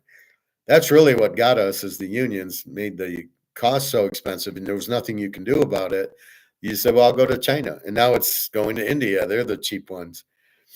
And that's why a lot of the products are made over there. Now, they might be put together there and then made here. I'm not sure. I know like Honda's made in Ohio and Toyota's, I think, Ohio or South Carolina. Mercedes. A lot of the car companies are made in Germany and China and then just put together here. So they can say it's an American car. But I know Honda and Toyota are made here. I think it's a tariff thing or, a trade. They'll sanction or tariff if they are coming in from Japan, which is one reason you can't really look at the trade imbalance. It's all bullshit because if they're making it here, it's not really coming in from Japan. No, it's already here. We put it together here, so therefore it's not an import. I never pay attention to that shit. It doesn't matter. You're not trying to get the trade to balance.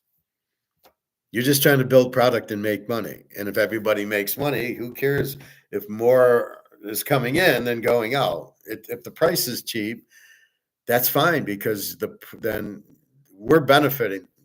Who benefits from China doing it? The consumer, because we're buying tennis shoes at $50 instead of $200 because they're making it, or we're buying golf clubs or tennis rackets or footballs or whatever we're buying, clothes from China. It's cheaper, so we benefit. These tariffs will make things more expensive, and it'll fuck us, the consumer, more than anything else. And that's the problem. Protectionism never works because you want, my example was we sold clothes to Japan and they sold us back silk, which we couldn't make here. So we got it from China or Japan, one of the two. But that's really the point. So the perception is that gold doesn't do anything. And look, nobody's interested. When in the reality, it's held down by JP Morgan and derivatives, which I bet besides us, nobody knows that. Very few people know it because they don't care. I was telling this lady at work, I said, I had this interview, and in the interview, and I told you guys, he says, do you have any questions? I says, do you understand why gold's 2,100 an ounce or 2,000? I think it was a while back.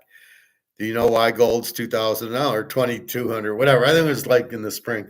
Do you know why it's 2,200 or 2,500? And he says, no. And I told her I should have got up and left because if a CFO is not interested in gold or inquisitive enough to go, why, I don't really want to work for him. It's hard being stoic because you find most of the bosses are idiots. And in the stoic world, we just turn off. Like, that's it. I don't talk to my ex-wife, not at all. You're either married or you're divorced, and when you're divorced, it's gone. You just, okay, I don't want to talk to you anymore, and then you move on. And that's just the way stoic people are. They don't have time. I don't have time to hear the bullshit. I've already made the decision. So before the decision's fine, but once I make the decision, that's it. We're done. I'm moving on. I'm moving on. And so there's nothing I'm going to say back. I don't want to talk to you. I'm moving on to the next, to Daria. I don't want to hear this. And the problem at work is when you get a stupid boss, it's hard to take them seriously. You don't really, you know, I think that's what happened in Alabama. The bosses were idiots. So it was really hard. I just turned them off. I'm like, I can't listen to these guys. They're idiots. And so that's what ends up happening to stoic people at a job. You've got to be your own boss, basically. Like, I got to do football and this, that I can do. But if there's a boss and he's dumber than shit and he shouldn't be the boss, how do you work for him if you're stoic? Because you're smarter than they are. So how do you take anything he says serious? You can't. So that's the stoic people have problems at normal jobs. You've got to be independent. You've got to be at a job where the boss gives you room, gets out of your way. Here, I need this and this. That's why, like, some jobs work for me, like Mercedes. I was at 4 years, and I loved it because my boss just got out of my way.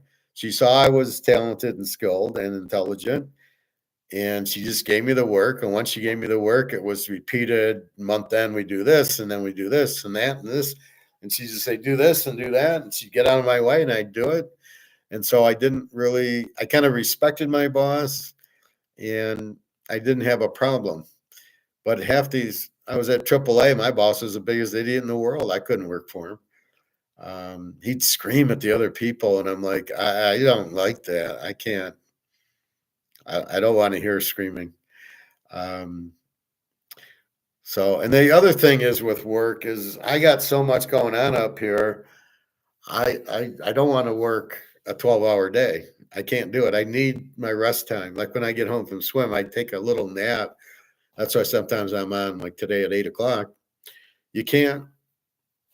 You need your mental break, right? At work, I do that. I just get tired and I go and I get a coffee or water and go down and get an apple or eggs or something, and just kind of walk around recharging. And people don't understand that you need to recharge. And but by 4:15, I'm done. I'm moving on. Okay, I'm done with work. Time to go to the pool. Time to eat dinner. Time to do class. Time to watch football. That's why I need the weekends to just veg out and sleep in and everything. Um, but I find that with stoic people, that's what you really need, because your energy drains and you can't. That's why you can't be around vampires. There was one guy in the sauna and he was vampiring. He was really loud and just kept yapping, and I had to leave because it's like, man, you're killing me. I need peace and quiet. I always knew I needed peace and quiet, but I never understood it. Like now I'm like all these things I'm understanding. If you ever watched the movie Limitless with Bradley Cooper, he gets this drug in it, and all of a sudden everything fits, and he's really can think good and strong and long. And he says, "I know a lot," and I said, "Well, that's my life." I mean, basically everything you learn about the Stoic, and you learn about the cayenne pepper, and you learn about no sugar, and you start learning all this stuff, and you're like, wow. And you just really can focus a lot stronger. I don't take the drugs, but probably the Celtic salt and the cayenne pepper do it for me. And getting rid of the sugar probably helped me a lot too. So it's a good movie if you get a chance. It's on Tubi, called Limitless with Bradley Cooper, and Trading Places is on. So get a chance to watch Eddie Murphy do his derivatives and drive the price of orange juice down. I've been reading my notes from school. There was a few things I wanted to point out.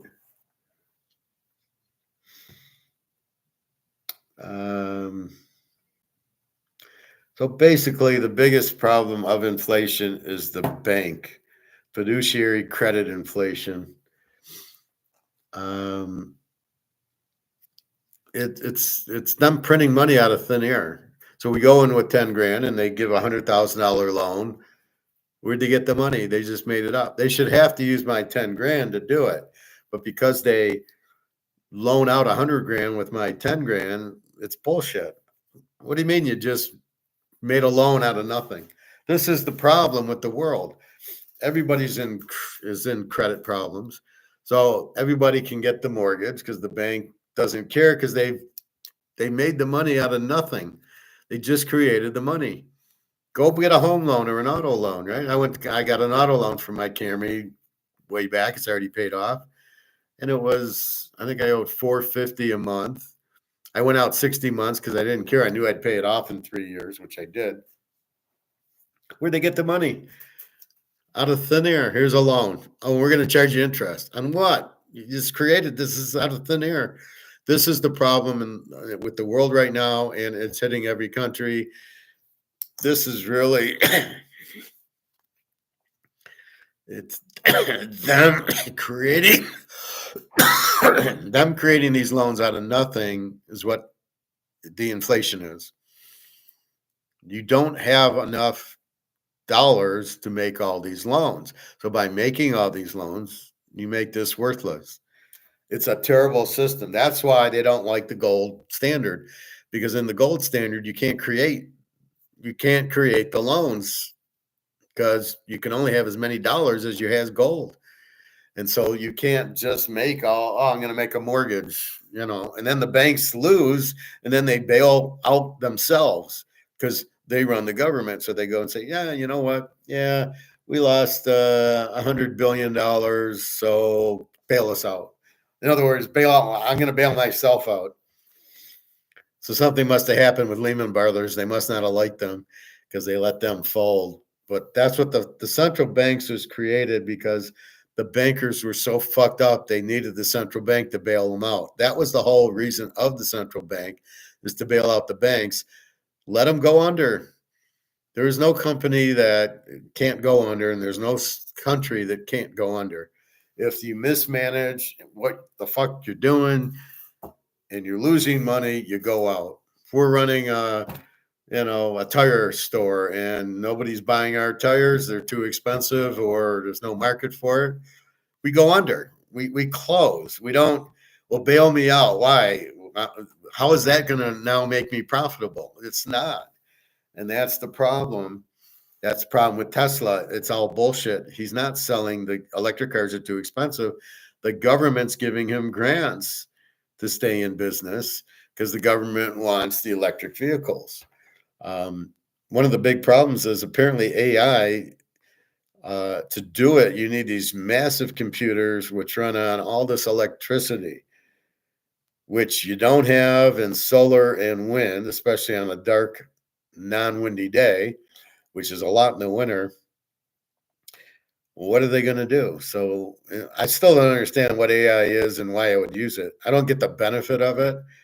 I don't need somebody to rewrite my, I'm typing to Daria and they change my words on me. I don't think that's productive. That's like the electric car. It's not productive. I have my car. It's a gas powered car. You're giving me no value by having an electric one. You make a song and a dance about the environment, which I doubt is true. There's a lot more going on in the environment in China and, Asia and the Middle East and Africa, where they're polluting a lot more than we do with the cars.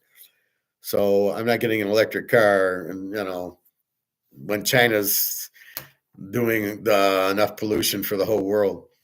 So it's a real stupid concept. That's not why I buy a car, is for pollution. Sorry, that's up to them to make the car without the pollution. I'm just buying transportation. And so we're running into a real energy problem with all the AI of it's like Bitcoin. It takes all these computers to mine the Bitcoin. How stupid is mining? Right now, I go pace. I go to the gas station and buy gas. I use my debit card, and it automatically hits the bank. Hey, you just spent $40 on gas. There it is. Okay, seems simple enough. What's the problem? Why do I need a miner to go into my Bitcoin to see if I've if the transaction's real or fake, or I did a double transaction? What a waste of time. Right now, it's very simple. As soon as it happens, the bank knows I spent the $50. That's it. So what am I? What's the point of the Bitcoin, of the mining and the blockchain? It's a ledger. Big deal. Go into SAP. You want to watch a general ledger. I mean, it's not. It's just a transaction detail. It's all a ledger is, and it just shows you what you bought and what you spent. So I keep my own ledger. I get my paycheck in. I take the money out of the bank. I put some money in the safe. Some money pays my bills, and some money buys me gold and silver. And that's on a ledger. That's my ledger. I don't need a blockchain to do it. And but keep in mind, so now with this AI, which I don't see the benefit, you're going to get fucked because the electricity it takes is going to, you can't use electric, and you can't use wind power and a solar panel to do it. Whoever came up with that one is just bullshit. The government runs with it. I have no idea. There's no proof behind any of it.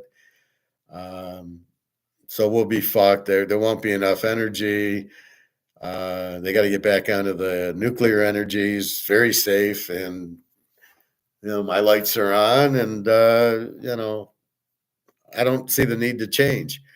We're not running out of oil, and we don't need electric and that to do. So I don't really get it. Let's see. So anyway, be careful of that. Let's go to.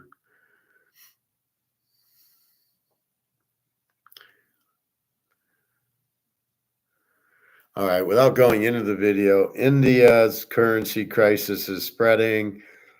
They've had a massive inflation. So India is added to the list of countries with heavy inflation. The problem is nobody really understands the inflation. They all think it's prices. It's not. You're inflating, you're printing the dollar and it's worthless. That's the inflation. So I'm reading on Bloomberg, this country, the inflation's coming down. No, even calculating the inflation, it's 20% is not accurate. You're printing the money. It's all over. Everybody, every country. Then the next one, UK pound crashing. So we got India's crashing. We got the UK. They're crashing.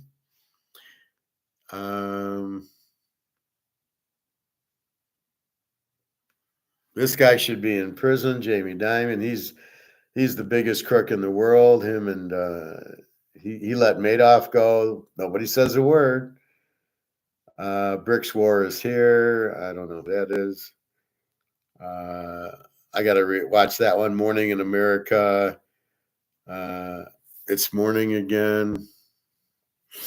I haven't watched that one yet.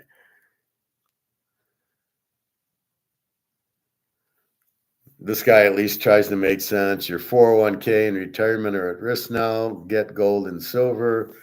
Yeah, a little late to the game, buddy. I was talking about that in 2017. We've got foreclosures explode. Banks taking houses. Foreclosures as mortgages can't be repaid. So as I've told you about banks, the way the bank makes money is you give them money. So that's the first problem. Why are we giving the banks money? They take our money and loan it out and charge interest. So they give us 2% interest and they charge 5% interest. So they take the 5, give us the 2, and keep the 3. That's how a bank works. So they make all these loans out of thin air. And then when people pay them back, they actually get the money in, right?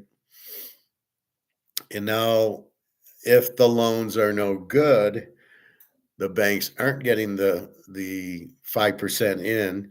So if I give them 10,000 and then they loan out 100,000 on a mortgage, they're counting on the payments to pay me and then multiply by all the depositors.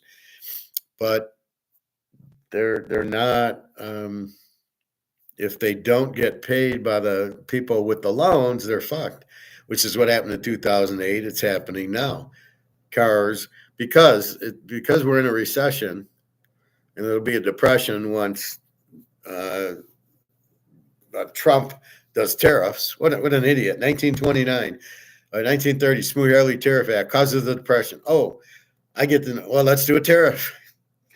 I think he's trying to pay down the debt. I think he knows the debt's a problem, but he only has one out, and that's gold. And you don't have any gold, so we don't have any outs here. We're fucked. Anyway, so with that point, the banks are in trouble, and that's what they're saying. Foreclosures explode. So in other words, people have borrowed money to buy a house, they can't pay it back. Sorry, and then the bank forecloses. So the bank takes back the asset. Says, "Well, we'll take the asset. That's the collateral." I don't know what happens. I think you get a bankruptcy notice or some bad thing on your credit score. And then, as I read, the worst investment for a bank is real estate because it's long-term, savings accounts are short-term. So in other words, they don't want to have real estate and wait for it to go up because they got to pay me my interest on my $10,000 I gave them. And that's the problem. 401ks are going to crash. People don't realize they're holding monopoly money. And it's really banks are the problem of right now, the whole world. This Jamie Dimon's the worst of all of them. He should be in jail, serving a life sentence from what he did with Madoff, what he did in the housing crisis, what he's doing with gold. They're the ones writing the derivatives to keep the price of gold down, and they're price fixing it. This is a terrible man. Him and George Soros, they all should be in prison. Bill Gates probably. Bill Gates is interesting because he's a programmer, and then he starts talking about finance or stocks or inflation. He doesn't know anything about it. So again, the biggest key is inflation is printing the money, not prices. And people just, oh, the prices are coming down and we've got inflation cured. No, you didn't. You still printed $150 trillion. You don't have inflation licked. That's the problem with it. So people, because it's run by Keynesians, everybody thinks, oh, the problem's fixed. No, it's not. But as Austrians, we know that. And we know the only answer is gold and silver. So Trump's fucked. I don't know if he's thinking about getting Bitcoin, what that's going to do, but that's ridiculous. So anyway, so that's what's going on. We know gold. China blew up the diamond market. We know.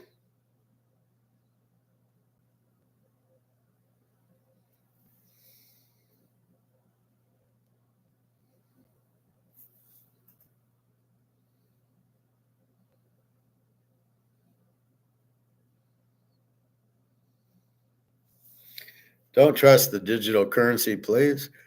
Anything digital is a Ponzi scheme.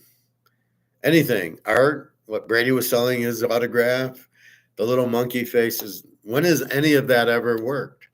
And if you notice, it's only Bitcoin because Saylor keeps putting his money in. I saw he's putting in billions of dollars every year into Bitcoin. It's the only reason Bitcoin has the price because this idiot keeps putting his money in.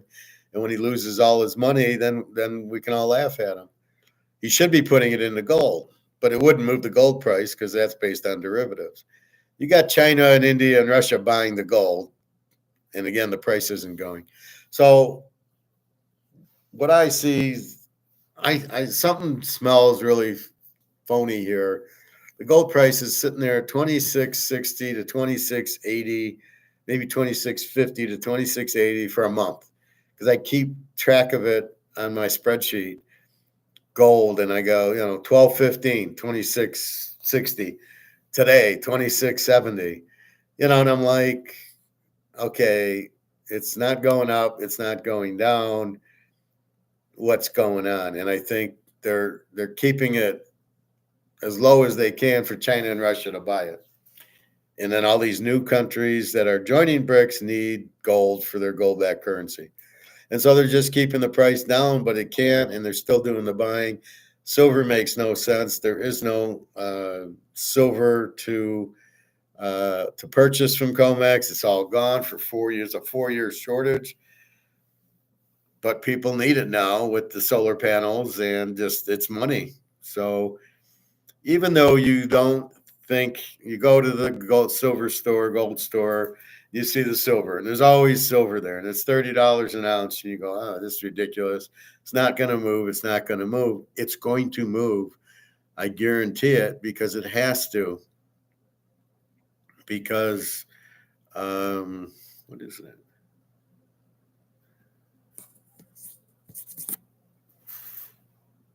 I don't know what that is. It's that. My diploma. Somebody asked me to like prove that I got my master's. There it is. So that's the big point, is we know we have to get out of the dollar because we know where it's going to end. So you got to think 5 steps ahead. The dollar is going to go to zero. And if I have gold and silver, it's going to go up. So we're in the middle right now of it, watching it, getting ready to go. And it keeps sitting at $30 and $26.60 for a month. And you're just like, I have a feeling when Trump gets in office, it's the shit's going to hit the fan. They don't want Biden to get hit by it, right? Well, it wasn't under Biden's watch. It was under Trump. Look at gold. It's the tariffs or whatever they'll blame with the tariffs. And that's really the key to it. I think he gets inaugurated next Monday, the 20th, Martin Luther King Day, and I think all hell is going to break loose. I don't know how quickly he can end the Russian war. Me and Daria are hoping he can end it, but I don't think he can unless he gives in to Putin and Zelensky. He's got to figure out a way to get this guy. He's out of his mind. But that's what you got. So I'm waiting on my Social Security. What do I do with that? Do I cut it off? Or if Biden or if Trump says, no, you can keep earning it and you don't have to pay tax on it, then I keep getting it. So I got to wait till probably the next few weeks. I'll probably have to take February's payment because I don't know. I might be okay with it. And then I'll have to shut it off until either August, September, or just next year. I mean, who the fuck knows? But fortunately, I'm working, so I'm okay. I needed it because I wasn't working. Otherwise, if I was working here, I never would have taken it. But my advice is take it as soon as you can. Don't worry about the extra $20 with the inflation. It won't be worth anything anyway. So this way you're getting extra money. And so we see the problem with the banks as the mortgages, as people lose their jobs because of the money being worthless, because of the printing and the inflation, as we call it. As that happens, you're fucked. I mean, you won't be able to pay your mortgage. You'll lose your job because of the economy. Prices go up. People say, I can't afford it. I'm not paying. Okay, so let's take my barbecue example. You've now raised the ribs to $45 a slab. Nobody's buying it because the market is $30. And so therefore, nobody's buying it. And I hope I didn't freeze and all that. Nobody's buying it, so therefore you can't sit there and save it. Now, we have had people come in, so I think I'm okay. I get a little nervous when I don't see comments.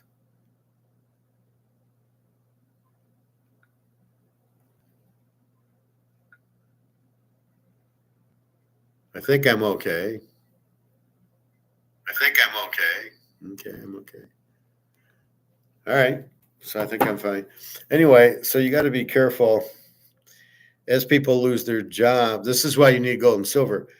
All that's going to happen is the money will be worthless in dollars and need to go into a new currency. That's all that needs to happen.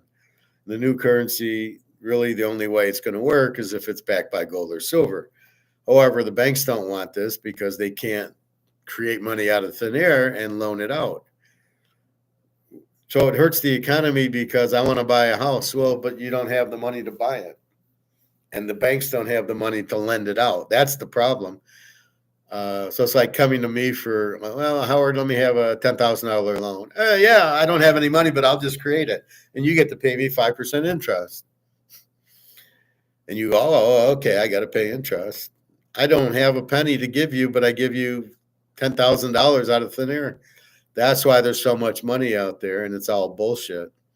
But it counts, and that's the problem. And then the banks hope they get it in. So I think the bank's plan is I loan the money and they start paying me. Now I'm getting real money. So I'll keep making loans and get real money in. As long as the Ponzi scheme works, as long as people can keep paying. When they can't pay anymore is when the Ponzi scheme ends. And that's why the banks blow up 2008, and it's about to happen now. It's because they don't have any money. They're expecting the money to come in, but they're loaning it to people that can't pay it back. And when interest rates go up, the banks are fucked, which is what's going to happen. And keep in mind, the inflation is not prices. It is strictly you're inflating the supply of money, making it worth less and less to nothing, and it goes to zero. That's why I advise you don't keep your money in the bank, because the banks are depending on the payments of the mortgages and the car payments. And if they've invested other money in the stock market, it's all going to blow up on them. And they're going to say, I'm taking Howard's money. I need it. I'm taking everybody's money because I fucked up and I loan out money that people aren't paying me back. That's why the bank closes, Credit Suisse. That's the problem, Lehman Brothers, because they're waiting on all this money to come in. And if it doesn't come in, they have nothing coming in, and they owe all this money out to people who've deposited the money in the bank. And you get fucked because they don't give it to you. Sorry, we're closed. You're fucked out of your safety deposit box. You're fucked out of your bank. You can't get your money. This is the problem. They'll say, no, we need it because it's really it's not your money. It's really the bank's money. So that's why I get paid and I go get it out and I leave enough in for, rent and food and, enough to use my things. And the rest is either in the safe where I'm buying more gold and silver. So I want to buy an ounce this time. So I didn't go and buy a quarter ounce last week. But this week I should be able to buy an ounce. That's the plan. This is the week I don't owe any bill, right? I owe credit cards a couple times a month and rent. So this paycheck Thursday, I don't owe anything. So it's freebie. I get paid, and then I can either. So when I do that, I have three choices. I either leave the money in the bank, which I don't want. So my first choice is grab the money out of the bank. Now it either goes in the safe, I can pay down on some credit cards, or I can go buy gold and silver. So I kind of divvy it up. I pay a little on the credit cards because when the dollar goes out, the credit card will be worthless. I put some in the safe, but I don't want to have too much USD. I don't want to have too much of this in the safe because it's not going to be worth anything. So any move I make is fine, but I don't want to put too much into the credit card, but I do pay them down. I put enough in that it's okay. And then I don't want too much in the safe because I'm afraid it's worthless. So I go buy gold and silver with it. So that's why I'm buying so much gold and silver. Well, A, and then B, I know it's going to go way up in price. So I'm going to, make money that way. But whenever I hear people, if I cash out or if I get a lot of money, they don't know what to do with it. One guy said, I might go buy stocks. And I just shook my head at him and go, no, if you're cashing money, go buy gold and silver. Are you kidding me? So people don't really understand it, but they think they do because back to the beginning, the image perceived is that the economy's fine, the dollar's fine, and gold and silver aren't worth investing in.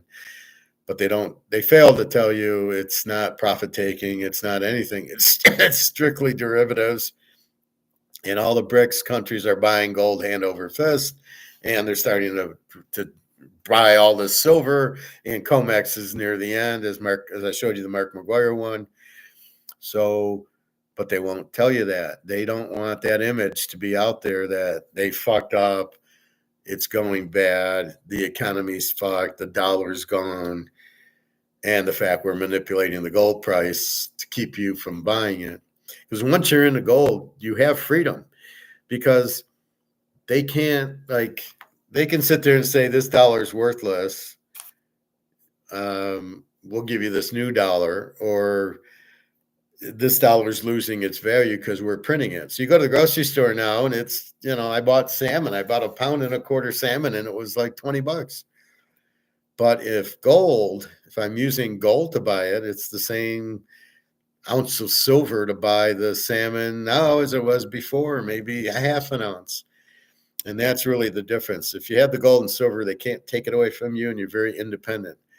You don't need anything. You've got it. Nobody can say it's worthless, like Attack on Wall Street, where the guy got 60,000 in the real estate trust, and they're saying, "Oh, that's worthless. It was delisted. It's worthless." In other words, we just fucked you over, which is what the bank did to them. And with gold and silver, nobody can ever say that. It's too much demand. It's money.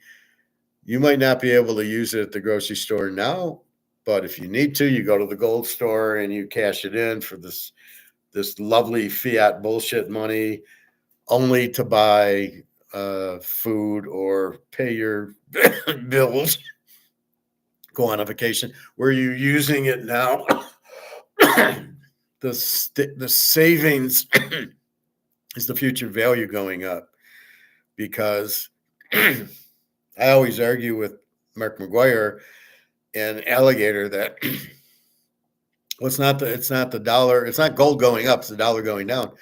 Well, wait a minute, the dollar's lost 99% of the value. So according to you, the dollar's gone down, gold should never go up. And I go, wait a minute, gold goes up because of demand. All assets go up based on the demand. So if I have 100 people interested in the 50 count Mahomes card, it goes up because of demand, because 100 people want it, but there's only 50 of them.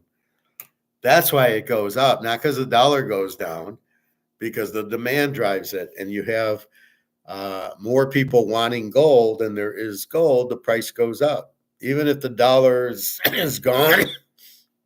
So that's what we get to look forward to. The demand will be huge if it isn't already, but nobody really documents it.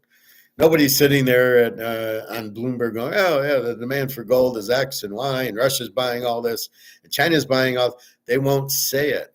So the image is that nobody's buying gold, and it's not a good thing. Look, the price isn't moving. It's up $5 today or 10, and yet somehow Bitcoin got to 95,000. The thing that's the bullshit, non-real, not even an asset, because you can't hold it. This is an asset because I got it in my hands, right?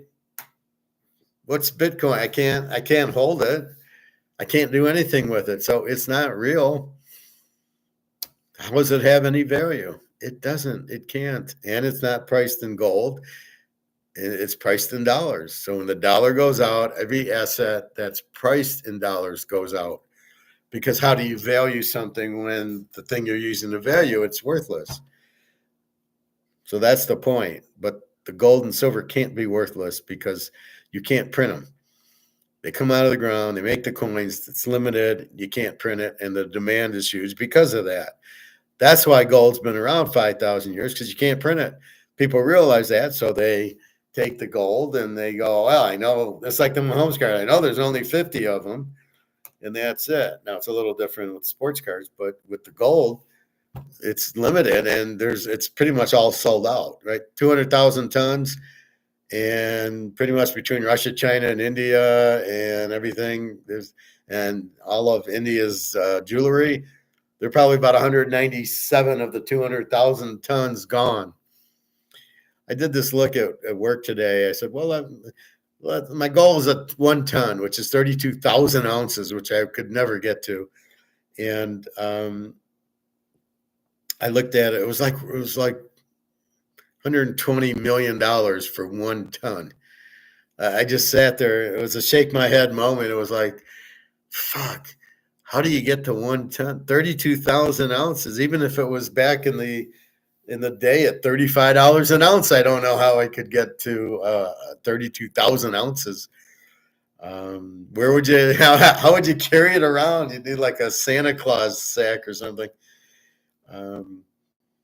So you just try to get the best you can, but the price is going up, and nobody can say it's not worth anything in the whole thing. And you don't have to worry. The government's not coming after it. They can't. There's no reason. They don't think anybody has it, and they'd be more interested in the ETFs and all these other assets that have the Bitcoin, for example. They'd be more after taxing your Bitcoin because they know it's $95,000 a Bitcoin,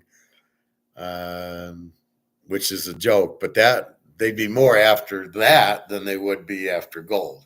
Because again, gold is all over the world. It's not U.S. only. But keep that in mind. So when JP Morgan price fixes it, so if you understand it's price fixed and it's paper and it's derivative and it's not the physical, you go, shit, the physical gold must be worth a hell of a lot more. And if it is, then I probably get a real good price on it, right? I'm buying silver for $30 an ounce. It's probably worth $1,000. I'm buying gold at 27, probably 2,800 an ounce. It's probably worth 20,000. In reality of physical, that's not printed and it's not controlled by derivatives. That's the big thing I have with Egon. He says, well, be careful with silver. It's volatile. It's not volatile. It's only volatile with JP Morgan. If it gets to the free market and you guide the physical, it's not volatile at all. It's not gonna dive. Nobody's profit taking it. So he kind of misses the point. Some of these guys miss the point of the derivatives, that they see it move up and down thinking it's volatile when that's just the derivatives talking. Once we get out of that into a physical market, you won't see that. It'll just keep going up and up and up as more people need it. And there's a very short supply of it. Up and up and up it goes. Anyway, I think that's about it. Questions, comments, please let me know. www.teaserking.com. Please feel free to get my email there. We did cover football earlier. I'll get more into my masters here. Again, inflation in the trade cycle can only happen with the banks, JP Morgan, Chase, Wells Fargo, Goldman Sachs, printing money for loans. That's how inflation happens. That's how the trade cycle happens. It's fucking dangerous. It's fucking illegal. Well, wait a minute. You're going to loan me money that you don't have, and then have the nerve to charge me interest on the money that you don't have that you're creating out of thin air. What kind of system is this? Who comes up with this shit? I mean, it's unbelievable. So anyway, just be careful. We know what's going on. This is not an opinion. This is facts. So please protect yourself and your family. Don't even try to explain it to your kids and your wife who doesn't understand gold and silver. They won't get it. It's very limited, and it's being held down by derivative bullion banks. There's plenty of demand through BRICS and Russia and China, and that's really all you need to know is this is great. It's cheap, and your only thought is, I'm going to buy more and more and more because eventually it goes up, and with BRICS, eventually is very soon. And you just see it. I've never seen the price just sit at 26.70 for a month before, and I've been following it for 4 years. Normally it would go up to 27.50 and then down to 26 and then up to 27.50 and then maybe hits 28 or 29 and then goes back to 28. And, it keeps going up and down. We're not seeing that. We're just seeing 27.60. $27.50, 27 up $10, down $10. Something weird's about to happen big time. Like I said, I'll go buy another ounce probably Friday. And, when I get my other paychecks, I can't afford another ounce. I could if I took the money out of the safe, but I always like to play it safe and conservative. And okay, I got the money and I can't buy more gold with it, or at least I have the money. So I like to do that. I don't like to be out of money because I know it's freedom and I don't want to lose my freedom. Anyway, so that's what's going on. Football. So I gave, let's say, all $50 for the rest of the year for pro football playoffs, and you'd get the Notre Dame Ohio State game with it if you want the rest of the thing. Otherwise, it's $25 for the week. So if you just want this week's games or you just want the Super Bowl, $25. So off you go. So again, I'm trying to get to my market, and as soon as I get the money, I turn it into gold like Rumpelstiltskin. I don't want too much in the bank. So when you're paying me, you're actually helping towards my ounces of gold. So it's a good thing. All right. Have a wonderful day. www.teaserking.com. Good luck with everything, and be careful of the economy. It is not what it appears. The perception is it's good, and it's not. Forget about the interest rates, forget about the prices. It's all bullshit. Prices do not measure inflation. I will leave you with that thought. Inflation is inflating the money supply, hence the term inflation. So because they print all the money, it becomes worthless. Just like this is numbered 50. Well, let's say it was numbered 50,000. It would have no value. And that's the key. So they're printing the money. It's worthless. There's nothing you can do. Once the money's printed, the money's gone. And the bank's giving out loans out of thin air. That's the problem. So you cannot ever get inflation down. There's no way. Interest rates will lower the prices, but they still don't realize prices aren't inflation. So if they raise the interest rate to get prices back down, it doesn't stop the inflation. You might get the prices down, but that's not what inflation is. It's inflating the money supply. So don't look at this price indexes and stuff. It's meaningless. They don't even include everything anyway. They only include what they want, and then they give the bullshit of their own numbers anyway. So you can't trust the government. I don't know why you would.